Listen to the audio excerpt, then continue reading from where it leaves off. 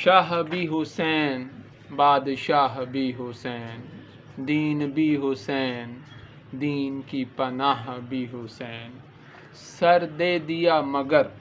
नहीं दिया हाथ अपना यजीद के हाथ में। हकीकत तो ये है कि ला इलाहा इल्लल्लाह की बुनियाद है हुसैन।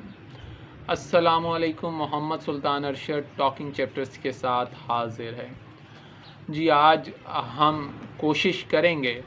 कि नवासाए रसूल, जिगर गोशाए बतूल, सवारे दोशाए रसूल, इमामुल शुहदा, सैयदुल शुहदा,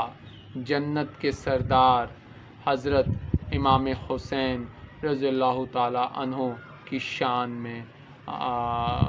खराज अक़ीदत, खराज तहसीन पेश करें। मेरी क्या औकात कि मैं मौला हुसैन की शान बयान करूं। मौला हुसैन तो वो शख्सियत हैं कि जिन से मोहब्बत अल्लाह के आखिरी रसूल हज़रत मोहम्मद मुस्तफ़ा सल्लल्लाहु अलैहि वसल्लम ने बेपनाह की। इमाम हुसैन तो वो शख्सियत हैं कि जिनका एहतराम, जिन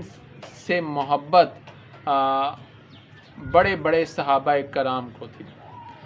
सहाबाए कराम अक्सर व बेशतर इमाम हुसैन से सनद लिया करते थे ग़ुलामी की। ये मुकाम और ये मर्तबा है हसनैन करीमैन का। जैसे कि एक दफ़ा हज़रत अबू बकर सिद्दीक़ के सामने जब हज़रत इमाम हुसैन पहली दफ़ा आते हैं बचपन में, तो सैयदना हज़रत अबू बकर सिद्दीक़ इमाम हुसैन को अपनी गोद में उठाते हैं और क्या फ़रमाते हैं? आप फ़रमाते हैं कि बेटा तो अली का है, लेकिन मुशाबे नबी अकरम सल्लल्लाहु अलैहि वसल्लम के हैं। फिर इसी तरह हज़रत खालिद बिन वलीद के हाथों एक मुकाम था हैरा। जब वो फ़तह हुआ तो अबू बकर सिद्दीक़ ने माल गनीमत में से सबसे उम्दा जो चादर थी वो हसनैन करीमैन में से हज़रत इमाम हुसैन की खिदमत में बतौर हदिया भेजी। तो इमाम हुसैन ने बखुशी उस चादर को कबूल फरमाया। यहाँ से हमें नज़र आता है कि हज़रत मोहम्मद मुस्तफ़ा सल्लल्लाहु अलैहि वसल्लम ही ने सिर्फ़ हसनैन करीमैन से मोहब्बत नहीं की, बल्कि आपके तमाम सहाबा जो हैं हसनैन करीमैन से बेपनाह मोहब्बत करते थे। अगर मैं खिलाफत उमर की बात करूँ, सैयदना हज़रत उमर फ़ारूक के दौर खिलाफत की बात करूँ, तो जब आपने वजीफ़ा मुतय्यन किया, वजीफ़ा मुकर्रर किया मुसलमानों के लिए, तो बदरी सहाबियों को आपने सबसे ज़्यादा वजीफ़ा दिया, जो कि बाज़ रवायात में 4000 दिरहम था और बाज़ रवायात में 5000 दिरहम। हालांकि हज़रत इमाम हसन और इमाम हुसैन बदरी सहाबियों में शामिल नहीं थे, लेकिन हज़रत उमर फ़ारूक ने अहले बैत की मोहब्बत की बदौलत हसनैन करीमैन के लिए भी 5000 दिरहम का जो है वो वजीफ़ा मुतय्यन किया। यहाँ तक कि एक दफ़ा हज़रत उमर फ़ारूक ने अपने दौरे खिलाफत में सहाबाए कराम के जो बच्चे थे, जो उनके बेटे थे, औलादें थीं, उनके लिए पोशाकें तकसीम करवाईं और वो पोशाकें ख़ास यमन से मंगवाई गईं। अब जब वो पोशाकें आ गईं तो उन पोशाकों में कोई पोशाक सैयदना हज़रत उमर फ़ारूक को हसनैन करीमैन रज़ियल्लाहु अन्हो के मुवाफ़िक़ और उनके शान के मुताबिक जो है महसूस ना हुई। तो सैयदना हज़रत उमर फ़ारूक ने फ़ौरन अपने एक ख़ास आदमी को जो है यमन की तरफ दोबारा भेजा कि जाओ इससे कुछ बेहतर पोशाक जो है वो लेकर आओ। जब वो पोशाकें लेकर आए तो आपने हदियतन वो पोशाकें हसनैन करीमैन की खिदमत में पेश की और हसनैन करीमैन ने जब वो पोशाकें ज़ेबतन की, अपने जिस्म का हिस्सा बनाई, तो हज़रत उमर फ़ारूक जो हैं वो बहुत खुश हुए और आपने फ़रमाया कि अब मेरी तबीयत जो है वो खुश हुई। यहाँ तक कि सहाबाए कराम जो हैं हज़रत इमाम हसन और इमाम हुसैन के पाँव पे लगने वाली मिट्टी जो होती थी उसको भी अपनी चादरों से साफ़ किया करते थे। तो ये मुकाम था सैयदना हज़रत इमाम हसन और सैयदना हज़रत इमाम हुसैन का, जो कि नवासाए रसूल हैं, जो कि जिगर गोशाए बतूल हैं। हज़रत अमीर मुआविया की वफ़ात के बाद ہمیں عالم اسلام میں ایک نئی جہت نظر آتی ہے، ایک نئی شکل نظر آتی ہے حکمرانی کی. اس سے پہلے ہمیں اس کی مثال نہیں ملتی. اور حضرت امیر معاویہ جو ہیں وہ ملوکیت کو مزید جو ہے ہوا دیتے ہیں، اور وہ دنیا سے جاتے جاتے اپنے بیٹے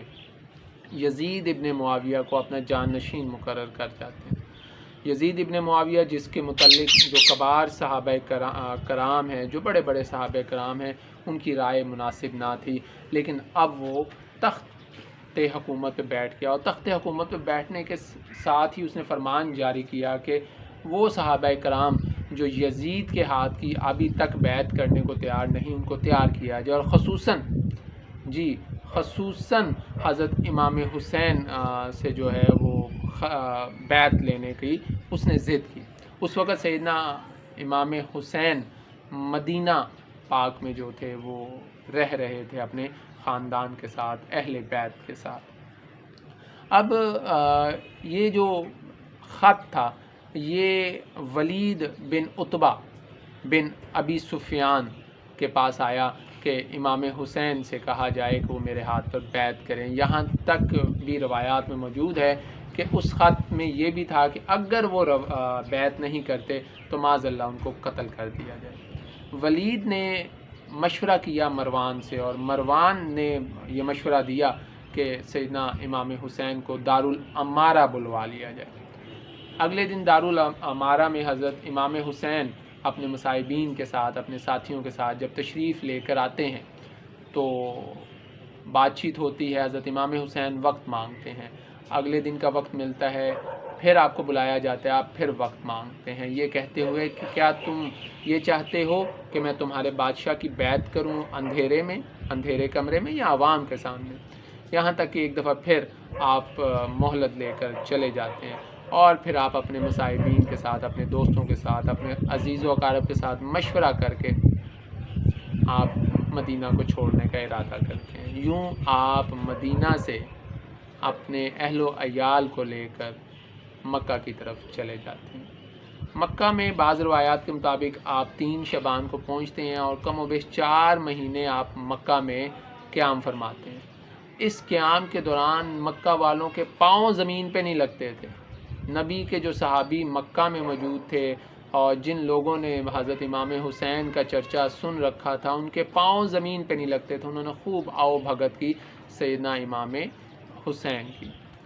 اب یہ وہ وقت ہے جب یزید جو ہے اس کی حکومت طاقت پکڑنے لگ گئی ہے، اور کوفہ جو کہ پہلے حضرت علی کرم اللہ وجہ کے دور میں، آپ کی خلافت کے دور میں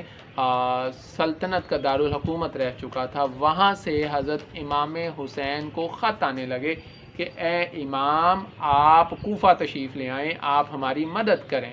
یزید کے خلاف لڑنے میں آپ ہماری مدد کریں. یوں جو کوفی ہیں وہ جو کہ پہلے شیعان علی تھے، اب وہ شیعان حسین اپنے آپ کو ثابت کر رہے ہیں، اور وہ بھرپور کوشش کر رہے ہیں کہ سیدنا امام حسین جو ہیں وہ مکہ سے کوفہ کی جانب سفر کریں اور کوفیوں کے ساتھ وہ مل بیٹھیں. حضرت امام حسین نے کوفیوں کو خط لکھا، اور وہ خط مسلم بن عقیل، حضرت مسلم بن عقیل جو کہ آپ کے چچا زاد بھائی ہیں، ان کے ذریعے کوفہ والوں کو بھجوایا. کہ اصل میں مسلم بن عقیل کو بھیجنے کا مقصد یہ تھا کہ دیکھا جائے کہ کیا واقعی کوفی سچ بول رہے ہیں، کیا واقعی کوفیوں کو تنگ کیا جا رہا ہے، کیا واقعی کوفیوں پہ ظلم کیا جا رہا ہے. جب مسلم بن عقیل جو ہیں وہ کوفہ روانہ ہوتے ہیں، کوفہ پہنچتے ہیں خط لے کر، تو جوک در جوک بہت بڑی تعداد میں کوفی جو ہیں حضرت مسلم بن عقیل کی خدمت میں حاضر ہوتے ہیں. وہ خط دیکھتے ہیں، اور یوں دیکھتے دیکھتے بعض روایات میں 10,000، بعض روایات میں 12,000، بعض روایات میں 18,000 جو کوفی ہیں وہ مسلم بن عقیل کے کہنے پر غائبانہ بیعت کرتے ہیں حضرت امام حسین کی. یہ کوفی اس سے پہلے کم و بیش 1500 خط لکھ چکے ہیں مولا امام حسین کو. 1500 خط. ان خطوں میں وہ یقین دلوا چکے ہیں کہ کوفی پیچھے نہیں ہٹیں گے، کوفی مولا حسین کا ساتھ دیں گے ظلم کے خلاف، جبر کے خلاف، یزیدی فوج کے خلاف. لیکن جب یزید کو اور یزید کی جو انٹیلیجنس ہے اس کو پتہ چلتا ہے کہ مسلم بن عقیل جو ہیں وہ کوفہ میں موجود ہیں، تو وہ ابن زیاد کو جو ہے کوفہ کا گورنر بنا کے بھیجتے ہیں، جو کہ ایک انتہائی ظالم شخص تھا۔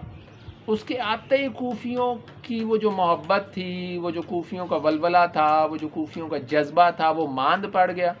یہاں تک کہ مسلم بن عقیل جو ہیں ان کو شہید کر دیا گیا۔ یہ خبر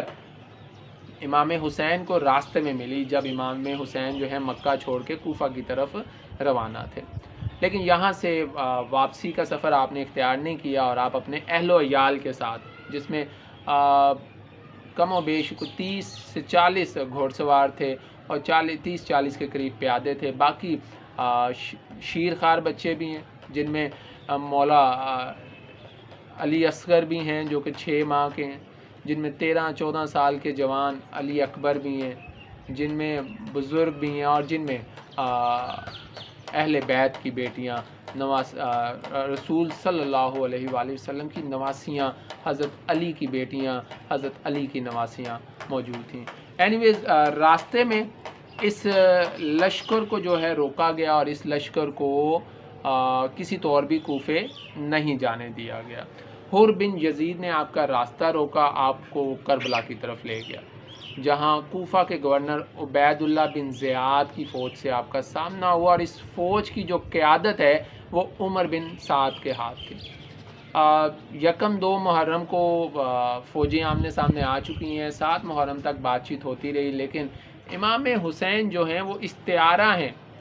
جرأت کا، بہادری کا، شجاعت کا، ایمان کی علامت ہے امام حسین قطعاً جو ہے وہ باطل کے ہاتھ پہ اپنا ہاتھ نہیں رکھ سکتے تھے۔ اگر امام حسین چاہتے تو دنیا میں انہیں کیا نہیں مل سکتا تھا، ثروت انہیں مل سکتی تھی، جاہ و جلال مل سکتا تھا، انہیں شاہانہ زندگی مل سکتی تھی، لیکن آپ نے ان سب چیزوں کو ٹھکرا دیا اپنے نانا کے دین کی خاطر، صرف اللہ اور اللہ کے رسول پہ ایمان کی خاطر ان سب چیزوں کو ٹھکرا دیا، یہاں تک کہ یزیدی فوجوں نے، یہاں تک کہ ابن زیاد کی فوجوں نے، یہاں تک کہ عمر بن سعد جو کہ ان فوجوں کا کمانڈر تھا، انہوں نے 7 محرم کو پانی بند کر دیا، پانی کی سپلائی ختم ہو گئی۔ ان کا یہ خیال تھا کہ پانی بند کر دیں گے، قبیلے میں یہ جو قافلہ ہے، جو لشکر ہے، مختصر سا لشکر ہے، یہ کوئی لڑائی بنتی نہیں ہے کہ ایک طرف 72 لڑنے والے ہیں اور ایک طرف 22,000 کا لشکر جو کہ 34 مختلف ریاستوں سے ٹکڑیوں کی صورت میں بلایا گیا، یہ کوئی لڑائی نہیں بنتی۔ لیکن مولا امام حسین اور آپ کے خاندان کے لیے پانی بند کر دیا گیا، یہاں تک کہ 9 محرم الحرام کی جو شام ہے، آگے یوم عاشوراء ہے، آگے 10 محرم ہے، مولا امام حسین اپنے خاندان والوں کو اکٹھا کرتے ہیں اور کہتے ہیں چراغ بجھا دو، اور جب چراغ بجھ جاتے ہیں تو آپ فرماتے ہیں کہ جو جانا چاہے وہ چلا جائے، لیکن قربان جائیں اہل بیت اطہار پہ، مولا حسین کے جان نشینوں پر، مولا حسین پر اپنی جان قربان کرنے والوں پہ کوئی وہاں سے ٹس سے مس نہیں ہوتا۔ اور آگے 10 محرم یوم عاشوراء، نماز فجر کے بعد جو ہے حق و باطل کا معرکہ ہوتا ہے، اور اس حق و باطل کے معرکے میں یزید کی 22 لاکھ کے قریب، 22,000 کے قریب جو فوج ہے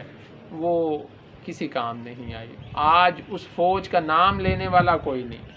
آج اس فوج کا نام لینے والا کوئی نہیں، آج اس فوج کے لیے دعا کرنے والا کوئی نہیں ہے، لیکن نام حسین کا آج بھی زندہ ہے۔ جی، آج بھی امام حسین کا نام زندہ ہے، آپ کے جان نثاروں کا نام آج بھی زندہ ہے۔ تو 10 محرم الحرام 72 شہید ہوئے، اور ان شہیدوں نے وہ مثالیں قائم کی، بہادری کی، شجاعت کی، کہ جس کی کوئی مثال نہیں ملتی، لیکن ظالموں نے، یزیدیوں نے، کوفیوں نے،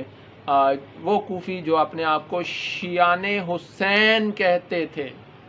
وہ کوفی جو کبھی شیعان علی تھے،